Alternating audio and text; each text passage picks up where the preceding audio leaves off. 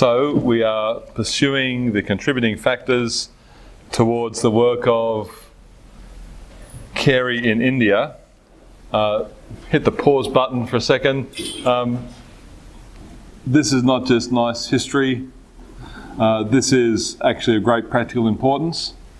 If you want yourself or your church to be biblically involved in mission, the spreading of the gospel, the cause of Christ, the fulfilling of the Great Commission, these historical examples are great principles for you to grapple with. Because as you see the things that worked in Carey's life behind the scenes, and before, it's easy to talk about what he did on the field. What he did on the field was the product of who he was under God, the churches he'd been part of, the convictions that he'd had, the friends that he had, the things that he'd read. And so if you want to be usefully involved long term in the cause of Christ in the world, these are things to consider. And one of them is this one we're looking at now, the practice of particular Baptist ecclesiology, and in other words, what kind of church are you part of, and are you a living part of that church? If you have a hope for being involved in mission and service for Christ, long term down the track, you need to be shaped for that now, to be useful now, and to increase your usefulness for the future. So listen up to William Carey and what he was involved in. He enjoyed the privileges of being a member and later a pastor of this gospel church. Aged 19, he was among a group of congregational believers in the town of Hackleton that decided to form themselves into a church on the 19th of May 1781. So 19-year-old, part of a group of believers. We need a church here. It was established, and he was among the founders of what became Hackleton Baptist Church. From his own study of the scriptures, he became convinced that infant baptism had no scriptural authority. He then approached a man called John Collett Ryland of Northampton and was baptised by Ryland's son on Sunday the 5th of October 1783, which was about 10 years before he went off to India. So 19-year-old at this point. From the summer of 1782, he'd been preaching once a fortnight to a small group of Baptists in the village of Earls Barton, 6 miles from Hackleton. This continued for 3.5 years until this congregation asked him to consider becoming their pastor because they desired to form themselves into a church. This, however, did not eventuate, as young Kerry was encouraged by Pastor John Sutcliffe to become a member of the Olney Church to better prepare him for pastoral ministry. It was noted in the Olney Church book on the 10th of August 1786, William Carey has been called to the work of the ministry and sent out by the church to preach the gospel wherever God in his providence might call him. In August of the next year, 1787, he was ordained a pastor of a new Baptist work in the village of Malton, where he lived and worked as a schoolmaster and a shoemaker. John Ryland, John Sutcliffe and Andrew Fuller each took part in the service. His ministry in Malton lasted for about 2 years when he accepted a call to pastor the Baptist church at Harvey Lane in Leicester, and he was there for 4 years before he departed to India. What was it like on the ground to be a member of a particular Baptist congregation in these days? So William Carey is not like Roger Williams, a kind of lone ranger who is just moving through and developing different convictions all the time. William Carey was not a lone ranger. He was a responsible, committed, accountable member and pastor of a connection of like-minded churches. Under God, he was a key figure. He was a much-used instrument of the work of God in his day, but he was no rebel, he was no loner, he was no, as Kent Hughes puts it, ecclesiastical hitchhiker who just puts out his thumb for a lift down the road by this church and then no longer suits him, so he jumps off and puts his thumb out and goes a bit further down the road with another church. And that's not Carey. He's a committed member of these churches and eventually pastor in these churches. The churches were certainly not perfect. The churches were certainly not ideal. Yet in these churches there was a sincere attempt to walk in all the commands of the head of the church, the Lord Jesus Christ. Here are some facets of church life in Carey's day. Again, particular Baptist congregations.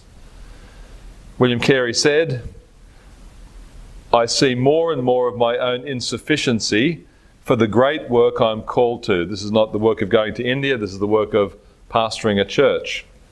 "The truths of God are amazingly profound. The souls of men are infinitely precious.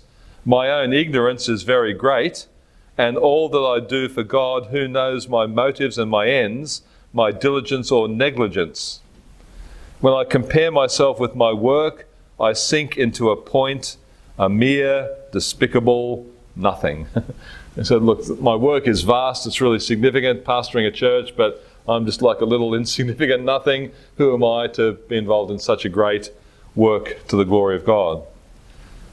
He also said this, "The pastor should keep up the character of a teacher and overlooker at all times, and in the chimney corner as well as in the pulpit. The importance of these things that we have to do with ought always to impress our minds, in our private studies, in our addresses to God, in our labours in the pulpit. The Word of God, what need to pray much and study closely, to give ourselves wholly to those great things, that we may not speak falsely of God.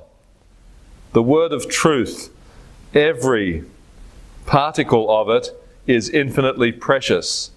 Oh, that we may never trifle with so important things. The souls of men, eternal things, all of the utmost moment, their value beyond estimation, their danger beyond conception, and their duration equal with eternity." He said these are vast, important, wonderful things, and who am I to be involved in them? So he's got a genuine sense of personal insufficiency for such a high calling. As Paul said in 2 Corinthians 2:16, who is sufficient for these things? Who is sufficient for these things? In these days, in these churches, there was some elements of Bible training, pastoral training available. Around this time, the Bristol Baptist Academy was very influential. An elder had made provision in his will, he died in 1685, for a fund to help a pastor at Broadmead Church prepare other men in the context of his own ministry. This vision became a reality in 1720, and it trained among other men John Sutcliffe, John Rippon, and Samuel Pearce. So you've got association of churches, you've got some attempts at training and equipping people, you've got this theological institution. There was one man called Hugh Evans. He habitually preached without notes. He especially knew how to inform and convince the minds of his audience of the truth of Scriptures, and then on the basis of truth to kindle all their noblest passions into a blaze of devotion.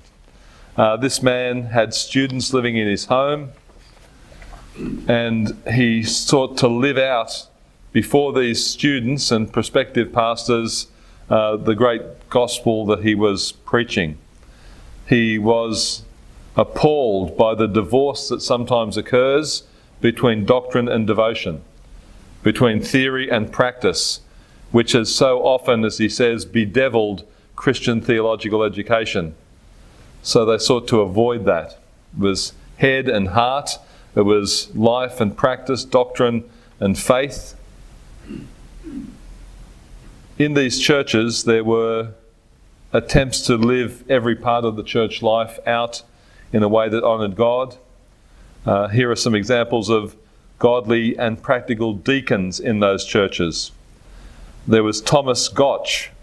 He was a deacon in Andrew Fuller's church. He had a contract with the army to provide boots. Carey walked 12 miles every fortnight to supply boots and to pick up leather. Gotch, this deacon, asked Carey how much he earned by shoemaking. Carey replied, "I earned about 9 or 10 shillings. Gotch said, "I will undertake personally to supply 10 shillings a week from my own money so Carey can give himself to study Hebrew and Greek." So he's a godly man, he's not a preacher himself, as a deacon in the church. He wants to facilitate the gospel ministry, he wants to see younger guys equipped. So from his own pocket, he provides this 10 shillings a week and gives Carey the time to study the scriptures and biblical languages. Another deacon in the church in those days was a man called Thomas Potts. Thomas Potts. He had seen firsthand in America the horror of the slave trade. Carey spoke of his heart to reach the heathen. And Potts said, "Why don't you publish your essay?" Potts was so moved by Carey's conviction, he gave £10 toward the publication of his book on this inquiry of the obligations to take the gospel to the heathen. So here are practical men, working men. They're seeking to contribute to the shaping of the church and the equipping of men for ministry. And then there was a man in Nottingham called B.B. Wallace. He's described as a man of solid wisdom, strict integrity, and unaffected piety. And he frequently opened his home to visiting preachers. And his house was so characterised by hospitality, it became known as the Gospel Inn. The Gospel Inn. So you went up to the Gospel Inn, and this man was a deacon at the church at Kettering for 24 years. So you had gospel ministry, you had gospel deacons, and you had church discipline. Here are some examples from Carey's first pastorate at Moulton. Here are 3 areas of church discipline. Number 1, Elizabeth Britton, censured for tale-bearing and tattling. Okay, watch out. Tale-bearing and tattling. Church discipline. She was censured. She wasn't put out of the church, but she was warned and said, this is not appropriate for a Christian person. You're destructive of the church here. Don't bear tales and don't tattle. Edward Smith was disciplined in Carey's church in Moulton for receiving charity when he had adequate funds of his own. Interesting one, isn't it? This guy actually could provide for himself, but he sought charity and benefits financially from others, and he was disciplined by that. Disciplined for that, rather, because he'd been milking funds from other people when he could really provide for himself.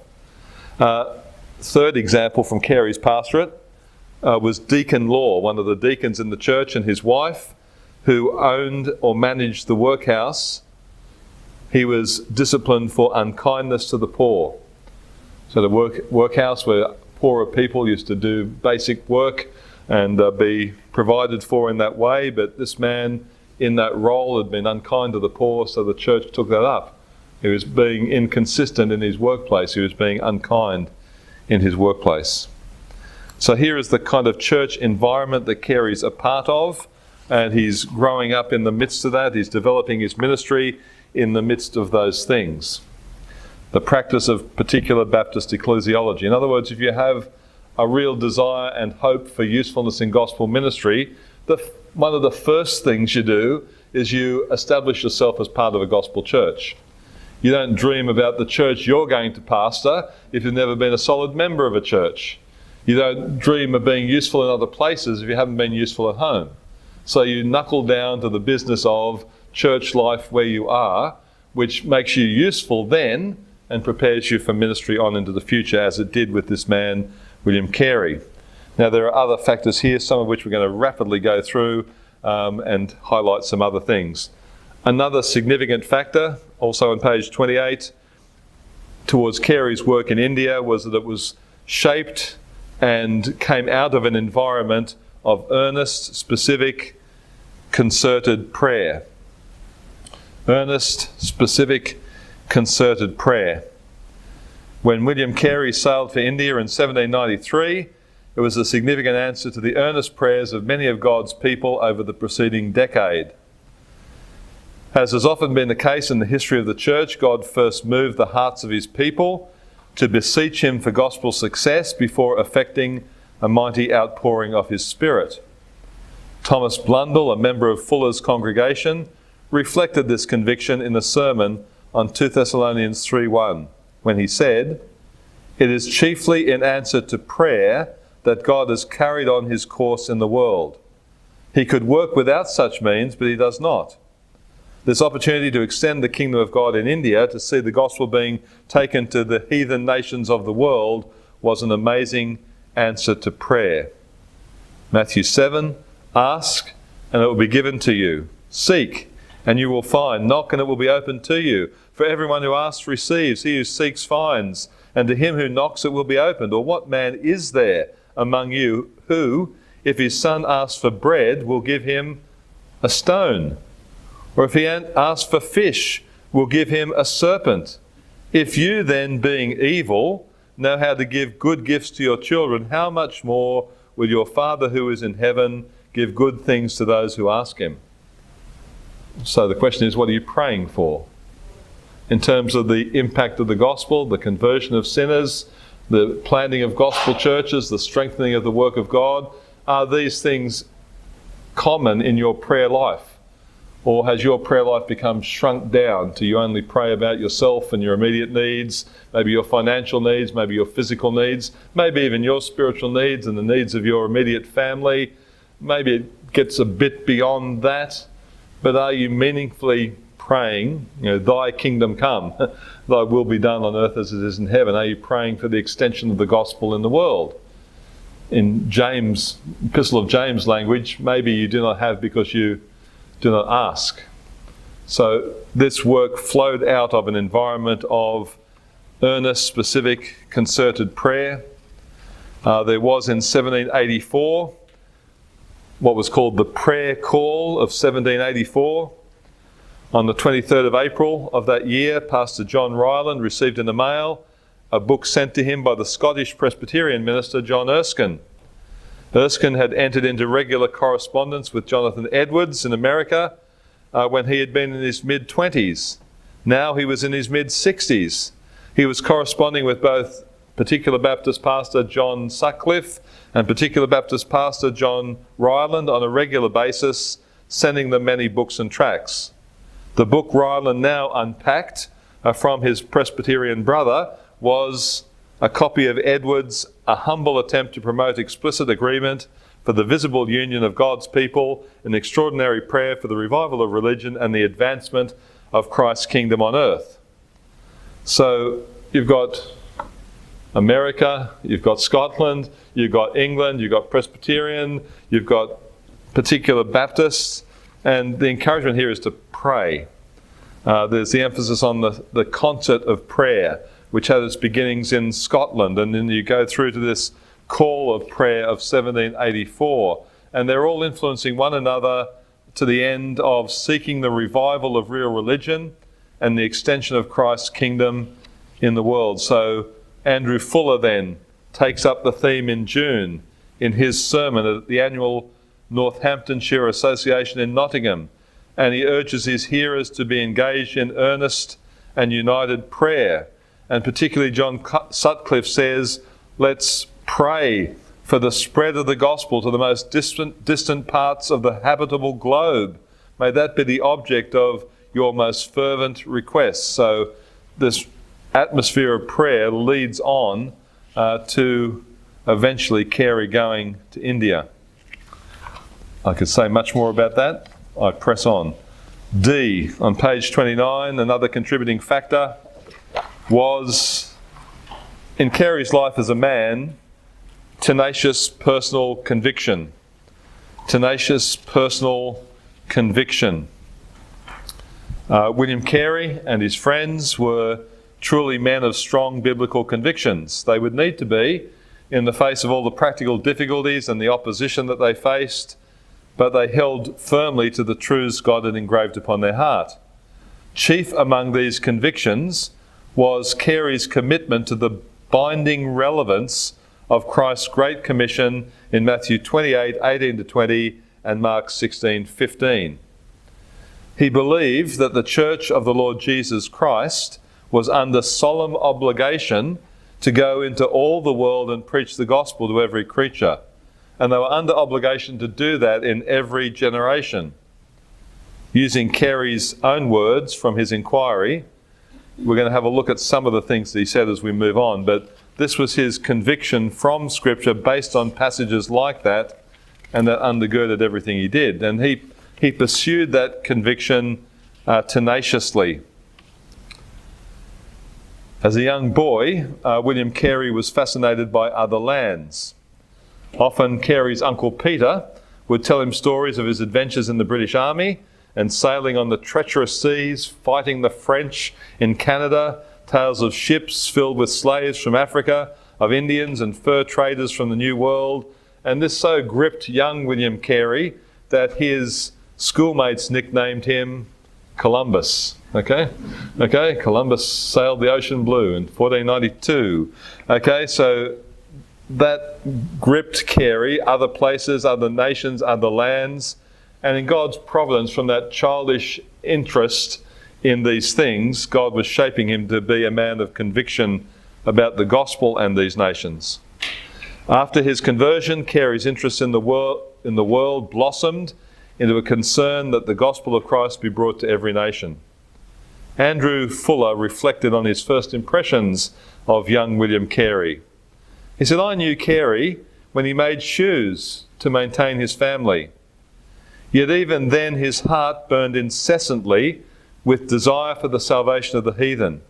Even then he had drawn out a map of the world with sheets of paper pasted together, besmeared with shoemaker's wax, and the moral state of every nation depicted with his pen. Even then he was constantly talking with his brethren on the practicability of introducing the gospel in all nations.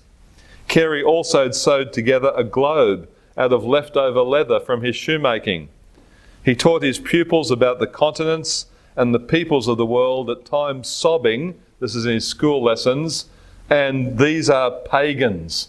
So he points to different places on his globe and says these people don't know Christ. These people don't have a witness to Christ. They haven't heard of Christ. And he's crying in his school lessons with his pupils because of the state of the world outside of Christ. So God's shaping this man and his convictions in many areas, but in this realm in particular. Carey confessed that it was reading Captain Cook's journals that was the first thing that engaged his mind to think of missions. So the account of Carey coming out here to Australia and New Zealand and the other places where Cook went, these things impacted Carey. Do the people here know Christ? No. How are they going to hear the message of the gospel? This conviction was not just a romantic ideal, it was a passion for souls. While pastor at Harvey Lane in Leicester, he regularly preached in the surrounding villages of Thurmaston, Siston, Sileby, Blaby and Desford, and he witnessed many conversions. Carey wrote to his dad while he was pastoring the church, and this is a great statement, "The thought of a fellow creature perishing forever should rouse all our activity and engage all our powers. The matter is desperate. It calls for us to live and act for God alone. Let us work with indefatigable industry till we can't find a soul that's destitute of Christ in the world." So this is our heart, that we preach the gospel of every creature, that people hear the gospel and believe, and we're going to keep on doing that. Let's keep on doing that until there's nobody outside of Christ in the world. If that ever happens, he says, then we can stop. But until that, we keep preaching the gospel for the glory of God and for the good of these people. He pursued his vision with this as a young pastor. He wouldn't give up on it. He kept going in this area for Kerry. And he did fantastic statistical work. Where are we? In his little book here on the inquiry, which is reproduced at the back of this. Let me show it to you. Not that you can all see it, but this is the kind of work Carey did statistically. So he has here Europe, Great Britain, length in miles, breadth in miles, number of inhabitants 12 million, religion, Protestants of many denominations. Actually skips the Catholics. Ireland, length in miles, breadth in miles, number of inhabitants 2 million, religion, Protestants and Papists. Okay, and he goes through Europe, and he goes effectively through all the nations of the world that he could get statistics on. So we get things like, where are we? A lot of Europe there. Asia. Philippines, one of the Philippines islands anyway. Length and breadth in miles, number of inhabitants 104,000, religion, pagans and Mohammedans. And he does page after page of this stuff in his inquiry. as far as he could, with the resources that he had, he didn't have the internet, okay? He didn't have a voluminous collection of books either. He had Cook's journals, all sorts of other information, and he wanted to know what is the size and the dimensions of the task. What is the world like? Who knows Christ? Who does not know Christ? Where has Christ not been named? And he did all that out of personal conviction, and it developed into this book on the obligation to take the gospel to the heathen. For Carey, the heathen were not statistics. They were persons who would spend eternity in either heaven or hell. Carey pressed his concern on Andrew Fuller, John Sutcliffe and John Ryland, his friends and fellow pastors, and Fuller said he wouldn't give up. He talked with us one by one till he'd made some impression. So this personal conviction he shares with his friends and fellow pastors, and it becomes an issue for them. During his early ministry, that famous incident which we mentioned earlier took place, where he raised it in the pastors' fraternal for discussion. He was told, "Young man, sit down. When God pleases to convert the heathen, he'll do it without your aid or mine." Yet that didn't stop William Carey. In 1791, Carey was formally installed as pastor of the Harvey Lane Church, and a month prior to this he pleaded for the formation of a society to propagate the gospel in unevangelised lands. Andrew Fuller had preached at an association meeting on the theme, "The Danger of Delay," from Haggai 1:2. Fuller argued that if Luther had been overcautious, the Reformation wouldn't have happened.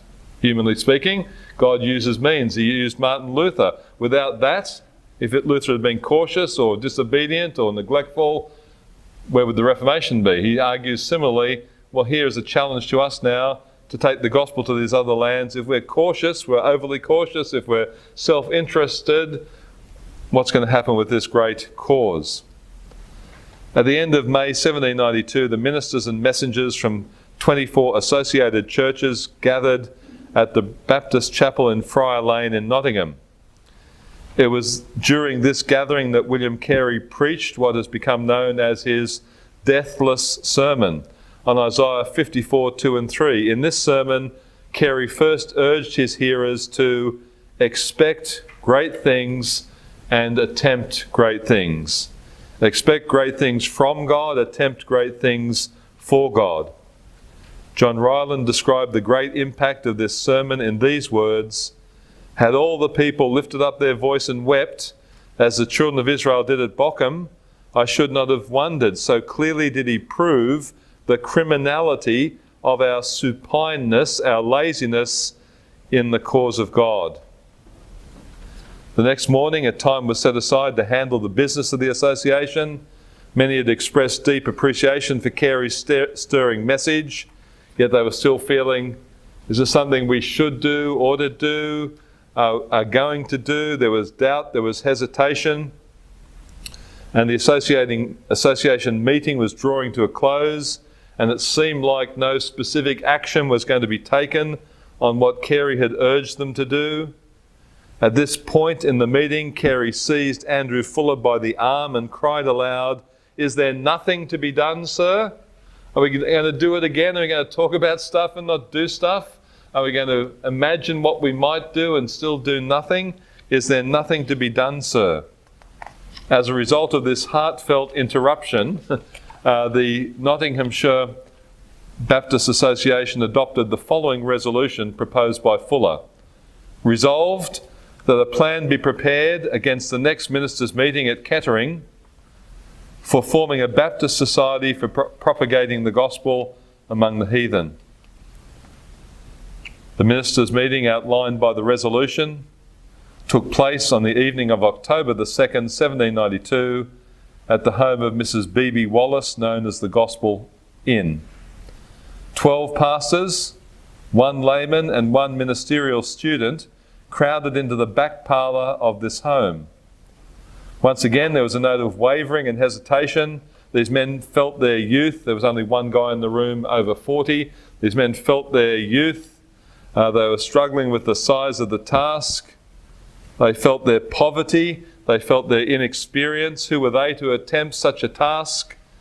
Again, when it seemed like nothing concrete would be done, Carey pulled from his pocket a copy of the latest issue of the periodical account of the Moravian mission. So this was the Moravian Brethren, a European-based group who had great missionary zeal and great missionary efforts. So he pulls the latest issue from his pocket. He reads to them of the Moravian work winning Negro slaves to Christ in the West Indies and sending men to Africa and sending men to the Far East. And then he says, could not Baptists make some attempt to carry the gospel somewhere in the heathen world? William Carey's great earnestness again won the day. The following resolution was made by the brethren at Widow Wallace's home. The resolution read like this: humbly desirous of making an effort for the propagation of the gospel among the heathen, according to the recommendation of Carey's inquiry, we unanimously, that's all 13 or so of us, we unanimously resolve to act in society together for this purpose, and as in the divided state of Christendom, each denomination by exerting itself separately seems likeliest to accomplish the great end, we name this the Particular Baptist Society for the Propagation of the Gospel among the Heathen. They appointed a committee with Andrew Fuller as the secretary, Reynold Hogg as the treasurer, John Ryland, John Sutcliffe and William Carey. At their next meeting, Samuel Pearce of Birmingham was added to their number, and before they parted that October evening, the 14 men present pledged the first contribution to this missionary effort. They pledged £13, 2 shillings and 6pence. Okay, here's the beginnings of Kerry going practically to India. This group of 14 men pledged £13, 2 shillings and 6pence. The mutual determination of these men to obey the Great Commission and the subsequent departure of Carey some 8 months later owes much under God to the tenacious biblical convictions of William Carey.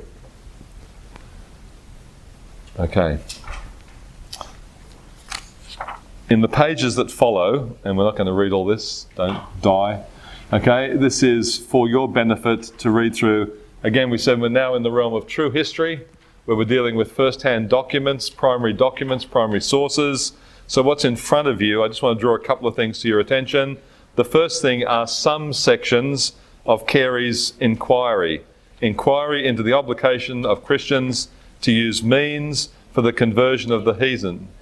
So here is various sections of that. Section 1 is, and you see how significant this is in the light of the background we've seen, an inquiry whether the commission given by our Lord to his disciples be not still binding on us. In other words, was the Great Commission go into all the world, preach the gospel, go into the world and make disciples? Was that purely a command directly to the disciples from Christ, and therefore that specific command dies with the apostles? Or is this really something Christ intended to be for all generations of his church? Now he says it is for all generations. And he just he does more than that, but he simply emphasizes the commission. Go therefore and make disciples of all nations, baptizing them in the name of the Father and of the Son and of the Holy Spirit, teaching them to observe all things I commanded you, including the command to go and make disciples of all nations. And lo, I am with you until the apostles die. And lo, I am with you always. This was a transgenerational command meant for the church in every generation. And one of the commands that the apostles teach the next generation, and that second generation teaches the next generation, was the command to go and make disciples in all nations. So he argues, no, this is a continuing obligation on believers in every generation. That's section 1. Have a look at page 33. This is section 4. Now this is one of my favourite sections. The practicability of something being done more than what is done for the conversion of the heathen. And here he looks at the practical difficulties of somebody in 1792 taking the gospel to the heathen nations. I love this. Listen to the objections or the obstacles and how he says they should be overcome. Number one, their distance from us. So it's not like going to Wales or to Scotland. This is going to nations on the other side of the earth. That's a practical problem. Notice how Carey in faith handles that. As to their distance from us, whatever objections might have been made in that account before the invention of the mariner's compass, nothing can be alleged for it with any colour or plausibility in the present age. Look, we've got the mariner's compass, we've got the technology. We can sort of find where these other parts of the world are and actually direct the ship there and get there. So, objection over. Okay? It's distant, but we've got a compass and people are sailing those seas. We get in a boat, we sail there and we get there eventually. Objection solved. Objection number two. As to their uncivilized and barbarous way of living. What a refined objection. How can we go there? They don't drink from teacups with their little fingers up in the air. Their habits and their culture is different to ours. How will we cope? How does he handle that? As to their uncivilized and barbarous way of living, this can be no objection to any, this is biting, except those whose love of ease renders them unwilling to expose themselves to inconveniences for the good of others. You selfish people. Are you unwilling to put up with a little bit of inconvenience of learning another language and eating other food and living in different kinds of dwellings? Get over it. It's only if you love ease and love your personal comforts and pleasures that's really a problem. And then look what he says. It was no objection to the apostles and their successors who went among the barbarous Germans and Gauls and still more barbarous Britons. How did the gospel come to us? People left their comforts to go to another place where there were different customs and different ways of thinking and living and eating, and they put up with that to bring the gospel to us. Who are we to refuse to do that, to take the gospel to other people? This is classic stuff. This is wonderful. Number three, there's lots more, read it at your own leisure, but number three, here's another objection, in respect to the danger of being killed by them. Very practical. If we go there with the gospel, they may not like the gospel that we preach, they might not like us, and they may kill us. Surely that's a knockdown argument to stay where we are because we might die. Here's the response.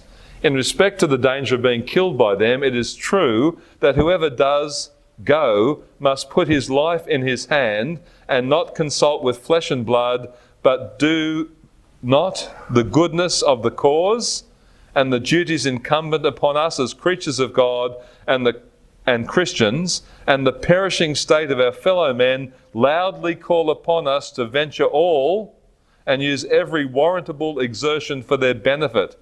He gives the example of Paul and Barnabas and John Mark, etc. Then he goes down to modern history, Eliot and Brainerd, who took the gospel to Native American Indian tribes, and the Moravian brethren who went to Africa and other places. He said, look, it's true. You might die. But so what?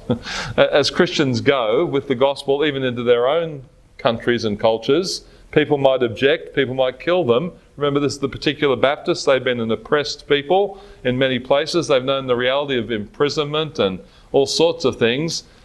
This is part of taking the gospel into the world. We might die, yes, but we take that into account and we go. Fourth, as to the difficulty of procuring the necessaries of life, how does he handle that? Well, how are we going to get the basic things we need to survive? This would not be so great as may appear at first sight. For though we could not procure European food, yet we might procure such as the natives of those countries which we visit subsist upon themselves. And this would only be passing through what we are virtually engaged in by entering on the ministerial office. He said, as pastors, this was what we understand anyway. It may be difficult to make ends meet. As you venture on the service of Christ, there are no guarantees that everything will be nice and easy and everything will be provided for you. So there's the same difficulty in a different place. And while you might not get the same kind of necessities, the same kind of house, same kind of swimming pool, the same type of car. While you don't get the same things you've got in your own homeland and culture, the necessities of life are provided there. The people who live there live and survive in these places. There are things there. He says a Christian minister is a person who in a peculiar sense is not his own. He is the servant of God and therefore ought to be wholly devoted to him. Fifthly, on page 35, please read a lot of this when at your own leisure. Page 35. Fifthly, as to learning their languages. Now, Carey turns out to be a brilliant linguist.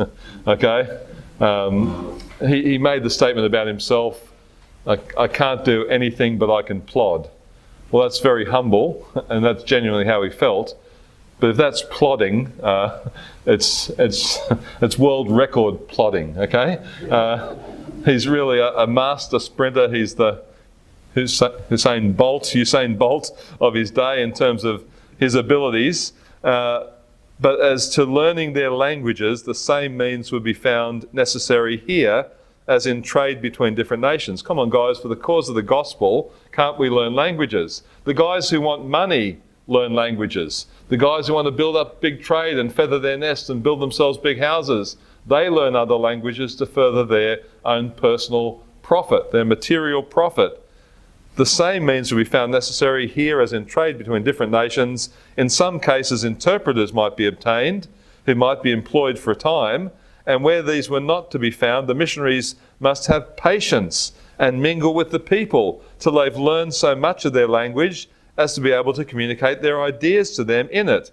It is well known to require no very extraordinary talents to learn in the space of a year or two at most the language of any people upon earth. That's his estimation.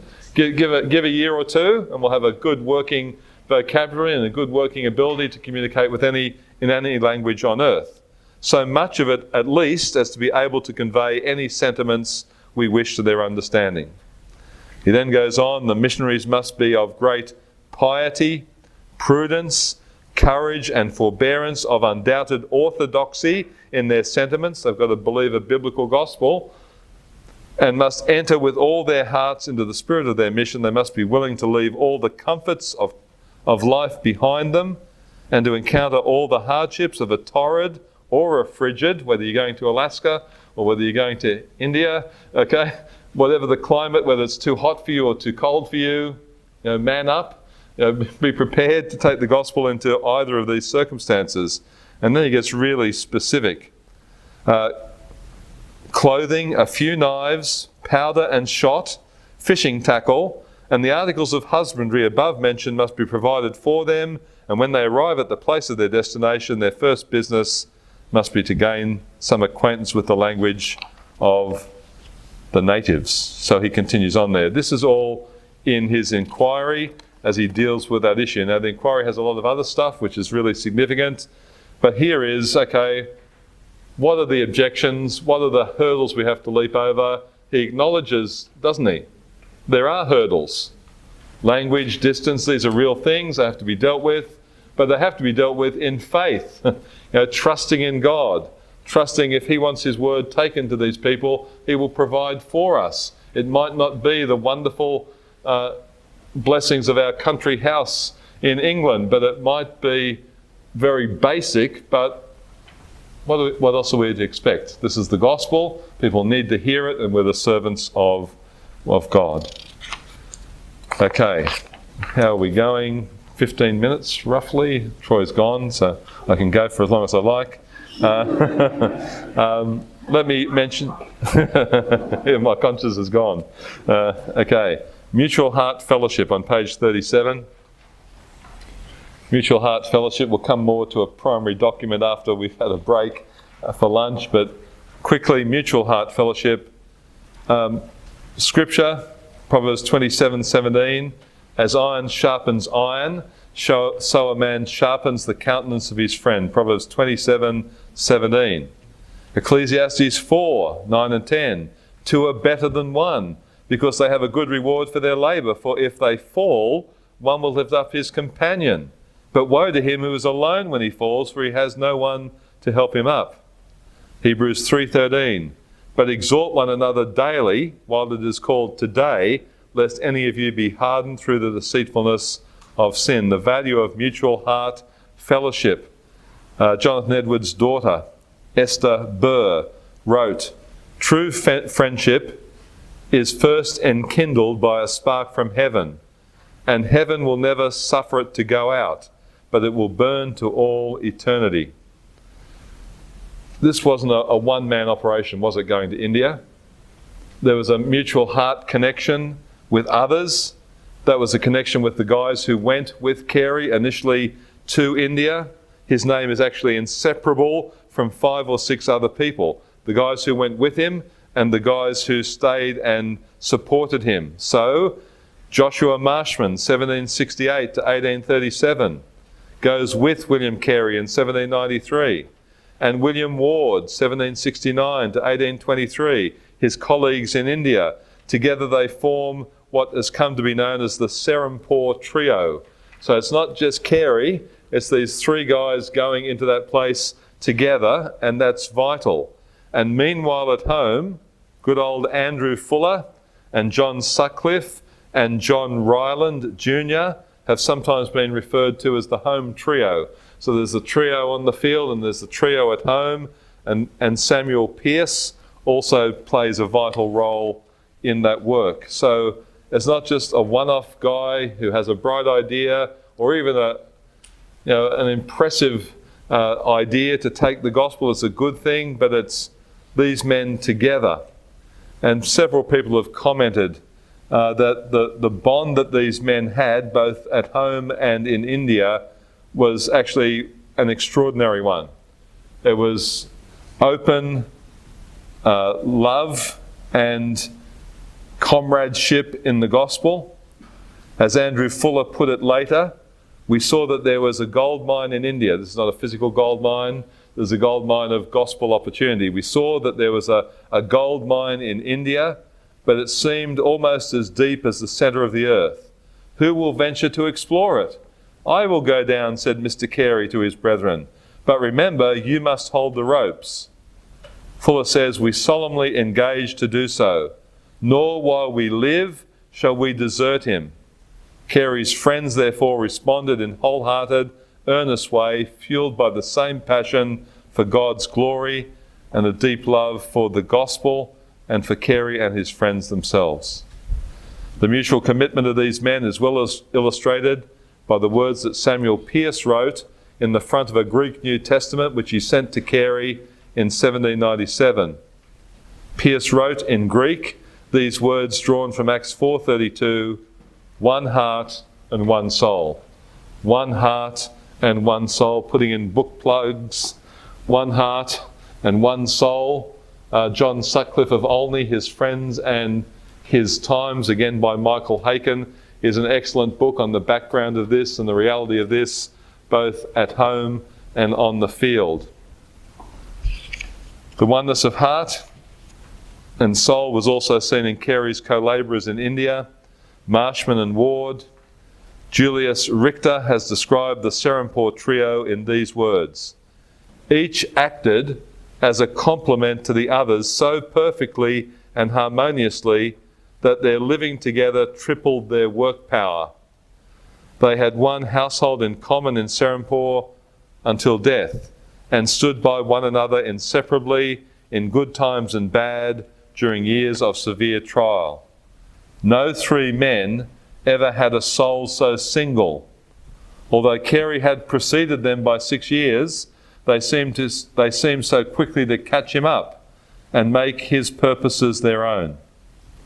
On the outward voyage to India, William Ward, a printer by trade, had written in his diary, "Unto me, who am less than the least of all the saints, may this grace be given, that I should print for the Gentiles the unsearchable riches of Christ." So, using the words from Ephesians, "Unto me, who am less than the least of all our saints, may this grace be given, that I should print for the Gentiles the unsearchable riches of Christ." He had earlier written to Carey telling him of his acceptance by the Society in 1798. In that letter, Ward wrote, "Sometime in the spring I hope to embark, It is my heart to live and die with you, to spend and be spent with you. May God make me faithful unto death, giving me patience, fortitude and zeal for the great undertaking.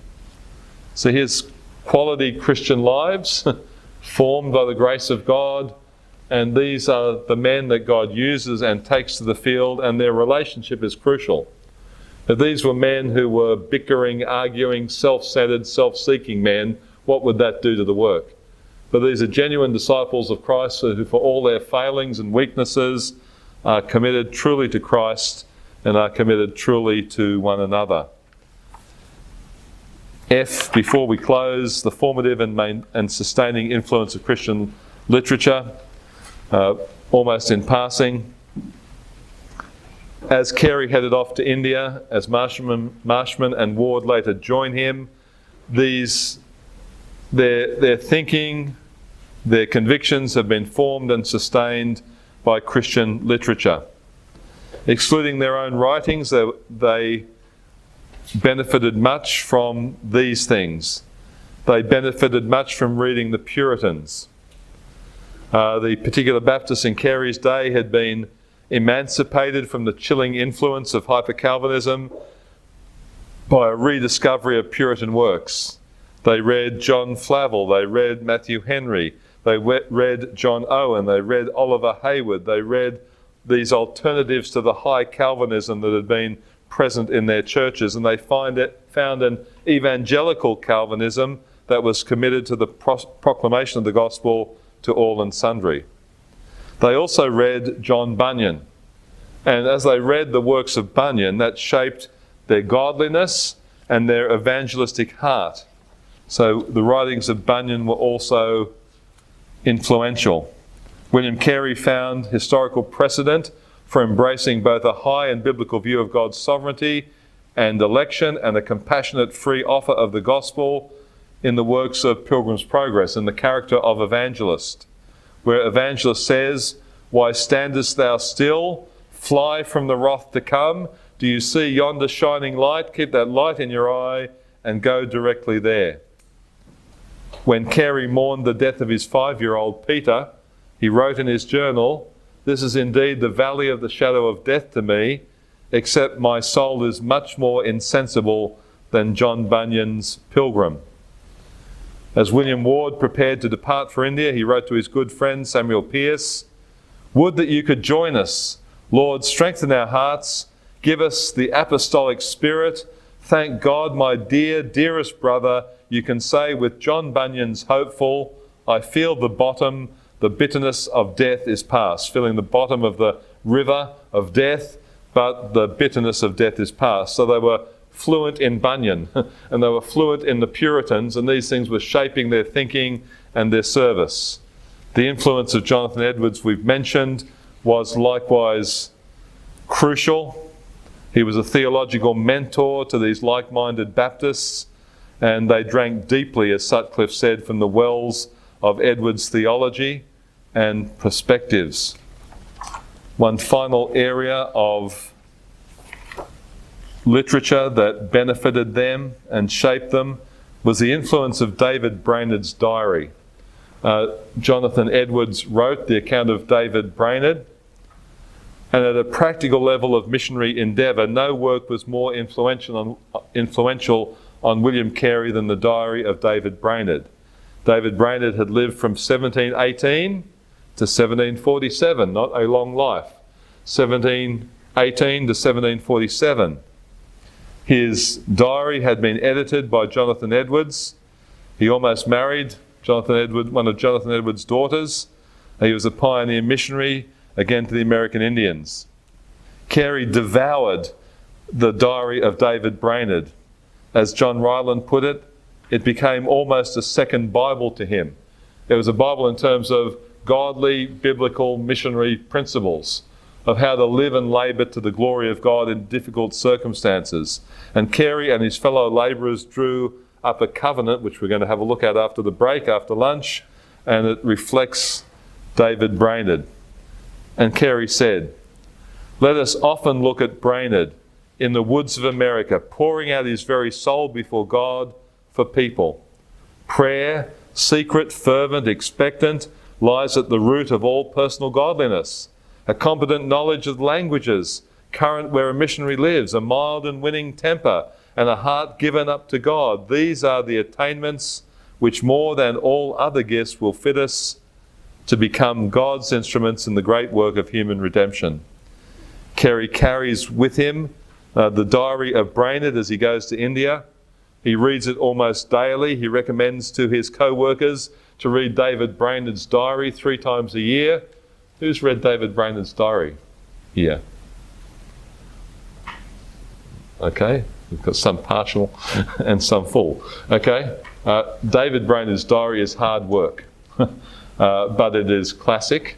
And so this is what is and he's almost depressed, isn't he? He probably suffered from some degree of depression. And he's often doubting himself and questioning himself. He's riding on his horse in the woods of America. He falls off exhausted. He sleeps, he wakes up, and he gets on his horse and goes off again to find the Indians and to preach to them. And the work that was accomplished by God through David Brainerd in these Indian tribes was incredible. And the assemblies of believing Christians established in these Indian towns or townships is unbelievable. And some people looking on these tribes of Indians and the churches established in them have said, these are amongst the best churches I've ever seen. And they're established by a weak man in his 20s, riding on his horse, rolling under the bushes to sleep, who's trying to get the gospel to those who have never heard. It's hard work because of his depressive tendencies in the book, but it's a really valuable read. And that's what Carey says to his co-labourers, read this 3 times a year. Because here is an example of a radical and selfless, single-minded commitment to the cause of Christ and a passion for souls. David Brainerd said, "I cared not where or how I lived or what hardships I went through, so that I could but gain souls for Christ. While I was asleep, I dreamed of these things. And when I awoke, the first thing I thought about was this great work. All my desire was for the conversion of the heathen, and all my hope was in God." He spoke of this assembly of Christians established among the Indians in this way: "I know of no assembly of Christians where there seems to be so much of the presence of God, where brotherly love so much prevails, and where I should take so much delight in the public worship of God in general as in my own congregation. Although not more than 9 months ago," so get this, not more than 9 months ago, they were worshipping devils and dumb idols under the power of pagan darkness and superstition. Amazing change this, affected by nothing less than divine power and grace. This is the doing of God. We are now breaking for lunch. We'll come back and have a little bit more of William Carey's convictions and the primary document of the Serampore form of agreement from 1805. Thanks.